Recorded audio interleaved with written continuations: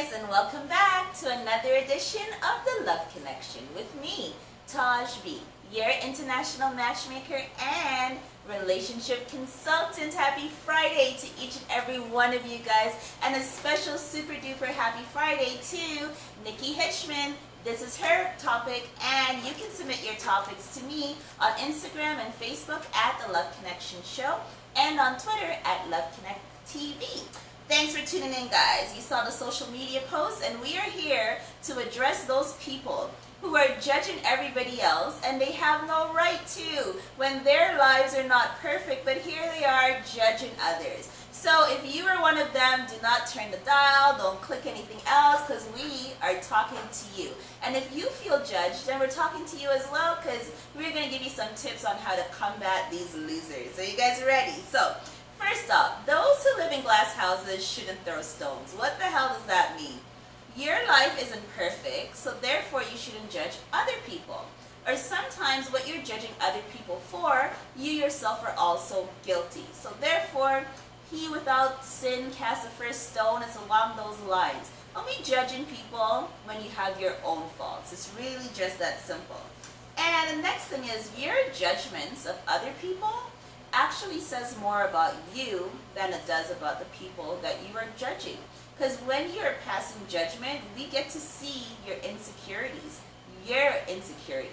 not the ones that you're trying to point out on somebody else to deflect from the way that you feel about yourself. So we see right through you, you judgmental losers, and we know what you're trying to do, and it won't work anymore, because now we are love connectors and we listen to Tosh, and we are going to get some skills to arm ourselves against these types of people.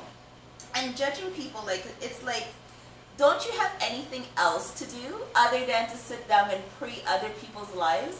What's going on in your life? Don't you have some money to make, a house to clean, children to take care of? Come on.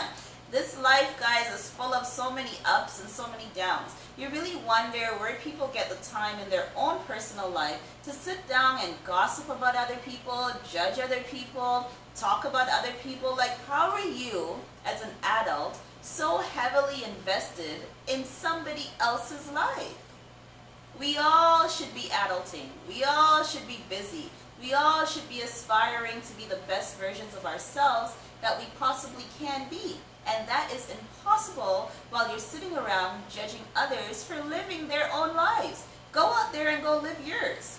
So that's that, guys. And there are three types of, in my opinion, judgmental people.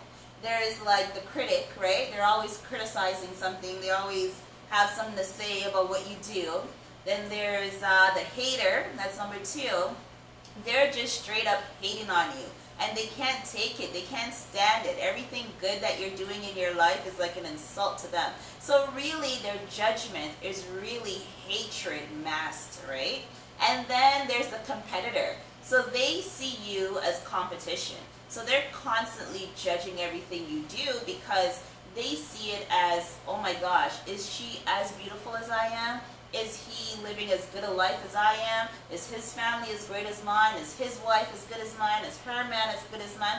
So they see you as competition. So the three types of judgmental people: the critic, the hater, the competitor. So now you can box them, guys, when you see them in your lives, and you can understand the problem isn't me. The problem is your own hatred. Oh, I understand. I get it. Okay, ignore. Understand, guys, and you just let them be, because that's really the best way to deal with judgmental people. And how are other ways to deal with them? First, set some boundaries. Set boundaries, guys. They are very important in your love life and in your personal life as well. So if you have the right boundaries in place, certain people don't have access in your life to come and talk a bunch of crap, or to come and judge you, or to come and make you feel bad about the person that you are, or because you're simply living your own life. And these boundaries need to be real and strict. And you need to respond assertively. So what do I mean by that? You need to use direct language. I like it like this. I would appreciate if it stayed this way. I am okay with it. Right? So it's just straight to the point. Why do you always let your man do that? I am okay with that. Boom. Assertive language, right? Why you let your woman talk to you like that? I don't have a problem with it. Boom. So, you know, you just kind of shut down their judgment with your assertive language and choose your language properly. Because remember, if they are judging you, they fall into one of those three categories and they are not your friend. Because a critic is not your friend. A hater is not your friend. A competitor, we can total line with that one. Because you can be like competitive in sports or arts or something else and still be friends, so that's okay. But you guys get what I'm talking about. So either way, if you're in one of these three boxes, you're not that good of a friend, so you can get out of my life, right? And another way, guys, is to change the topic. Like, just change the topic when they're judging you. Like, you know, oh, how come you don't have no kids yet? Change the topic. Oh, how come your man doesn't have a job yet? Like, you know what I mean? You don't need to just consistently let people's words and the things that they say to you put you in your shell and turtle you up. For what? No. You have a right to live your life on your rules, how you want to live it, doing what makes you the happiest. And we can't just be choosing what we do based on other people's opinions. You want to know why? Let me tell you a secret. The people whose opinions we care about so much, 99.99% of the time don't give one damn about our opinions. Yeah, this is the truth. So there's no reason to live your life for somebody else. You got to live your life for you. Because at the end of the day, when you die, right, they forget about you pretty quickly. So what a shame it would be if you spent your entire life trying to impress them. Let it go, guys. Their judgment is saying more about them than it is about you. It's sad, it's pathetic. Start a charity for them, a GoFundMe or something. Next, you can also just terminate the conversation with thank you. That's like my favorite one. Like, you know, when they're just like, oh, I see you've put on some more weight. Thank you. Done. Like, only a fool would want to elaborate more on that. Like, you know what I mean? Or, oh, I see you haven't bought a car yet. Yeah, okay, yeah, thank you. Done. Who's supposed to be talking more on that? Like, what is your problem? Then your hatred and your green envy or whatever your illness is becoming more clear. And it is becoming more clear to me. I need to distance myself from you. Right? You guys get it? You following me here? Next one. Embrace, like, be your own cheerleader. We all should be our biggest cheerleader. Yes, our partner too, but we need to be our biggest cheerleader. And some of us love connectors or singles. So you need to be your biggest cheerleader. Like, you're so in love with yourself. You're so proud of yourself. You think that you're great. And even if you're not at that stage in your life yet, like you're like, Tosh, come on, that's a stretch. I'm not there yet. I'm a work in progress. Fine. But you can still be your biggest cheerleader. There's something great, fascinating, awesome, and just magical about every single one of us. No matter who we are, no matter where we come from, each of us is special, and we should feel that way, and we should love ourselves above all else. Because if you don't love yourself, you can't love anybody else. And as corny and cheesy and, you know, repetitive as that is, it is the truth. And we have to start shutting down judgmental people by loving ourselves and being our own biggest cheerleader. And you can't give them, like, don't give them authority in your life, right? Don't give them authority in your life in that way. You either have the authority of God or you have the authority of yourself. That's up to you. You choose which one it's going to be, you know? Maybe it's your ancestors. I don't know. I am not here to judge what your beliefs are. Just like you shouldn't judge mine, and nobody should be judging each other. So take some authority for your own life. Cheer on your own self, and that's a great way to dispel the haters. Because another thing about, like, embrace your insecurities, because that's how judgments hurt. Because sometimes people are judging us like, why do you have so many kids? And it actually does hurt our feelings because it's kind of an insecurity that we have. Or, you know, like, that's the job you have? Come on, like, aren't you educated? We think about that sometimes. So it's hurting us now that another person is expressing our own insecurities. But if we embrace them, right? If you embrace your own insecurities, nobody can use them against you. So beat them to the punch first. You know you have an insecurity about this. Maybe it's your body, maybe it's your relationship, maybe it's your house, maybe it's your shoes, I don't know. Address it first. So then that way, and wear it like a badge. So when those haters and the critics and the losers and the competitors are coming around, they're kind of out of material to use against you, because here you are embracing it yourself, and they just got to scare you off and go find another victim. Okay, guys, so those are the best ways to deal with and combat those judgmental people in your life. And that is how to spot them in your life too. You know them when they're always having snarky remarks, you know, when they're not, they don't seem happy for you when they should be. You know, you're having a big event and they're there screw facing. When you're sharing your accomplishments with them, their response, like, you know what I mean? Oh, I just graduated, I got my diploma, oh, whatever, everybody graduates this year. That person is looking out for you, like looking to judge you, they don't like you, and they have problems with you. And it's very clear, guys, in this day and age, right?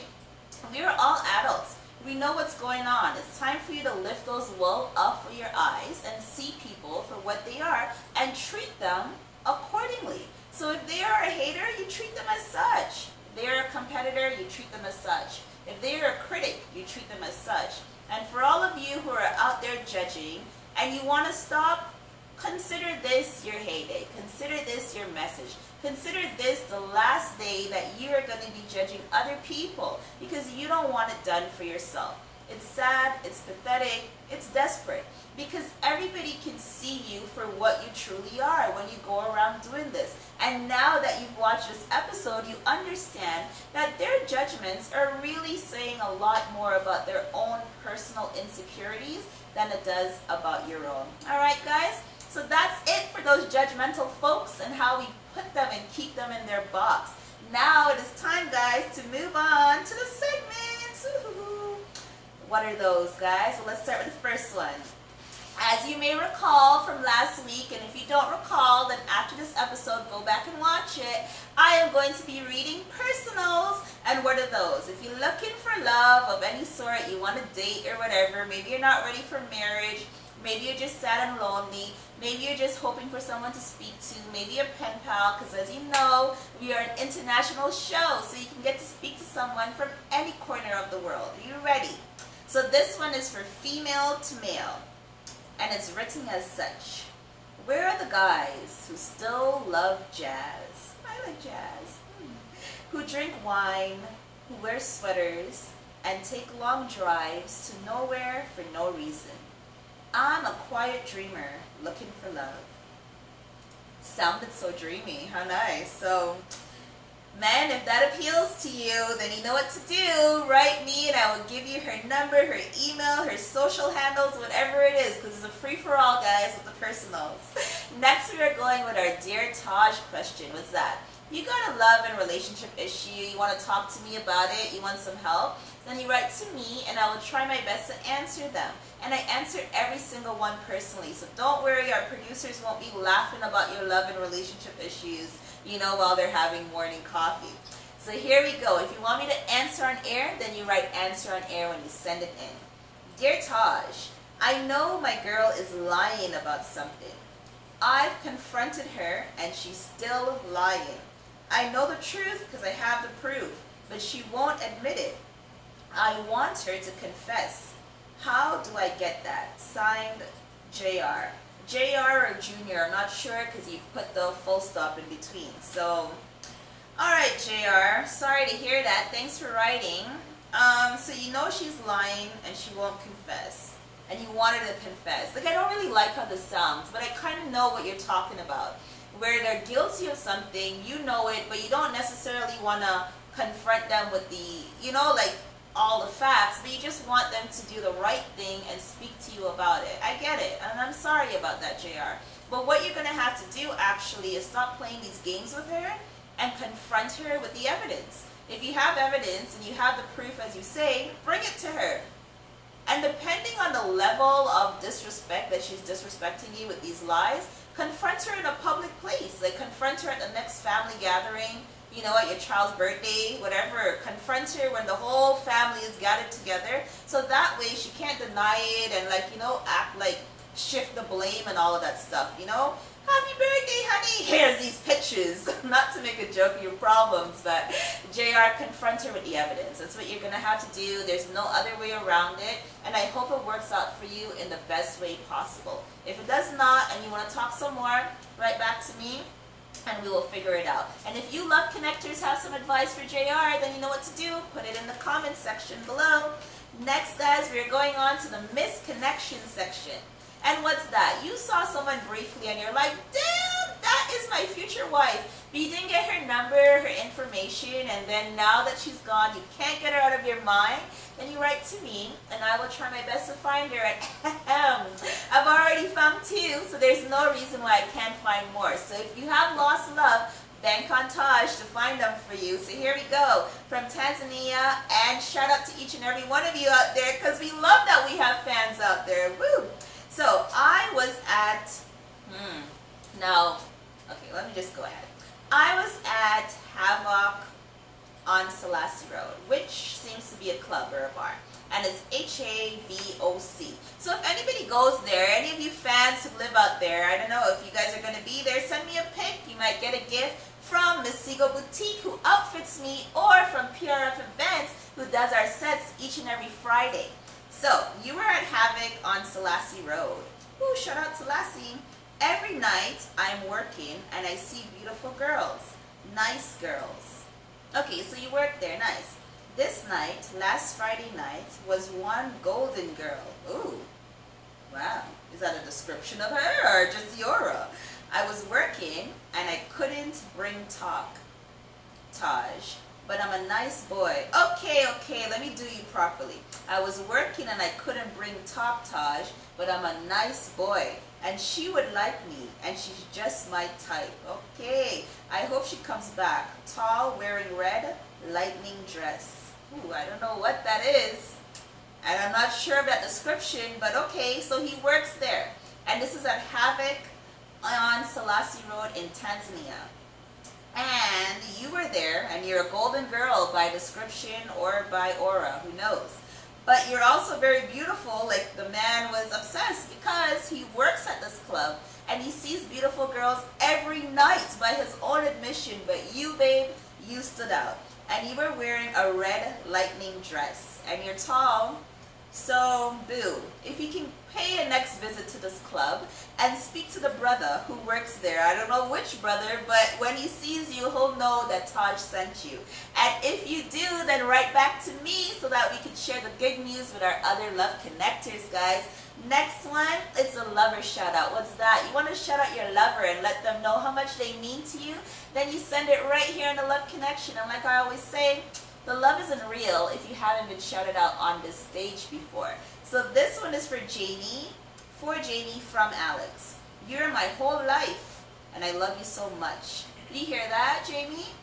The whole life, not just half the life, not a quarter, the whole thing. Next one, this is from Melly for Asher. The best thing I did was take your number. I want to love you forever. Aww, all that happens from a little number exchange. Aw, guys, thanks for sending in those lover shout out. How sweet was that? I hope you guys enjoyed today's show. I hope you guys are armed with the ammunition you need to take care of the judgmental people in your life. I hope you know how to spot them when you see them and how to kick them to the curb. If you have your own topics and you want me to cover them on the Love Connection, you know what to do. You know where to find me. And before I let you go, let me leave you with Tosh's thought of the day.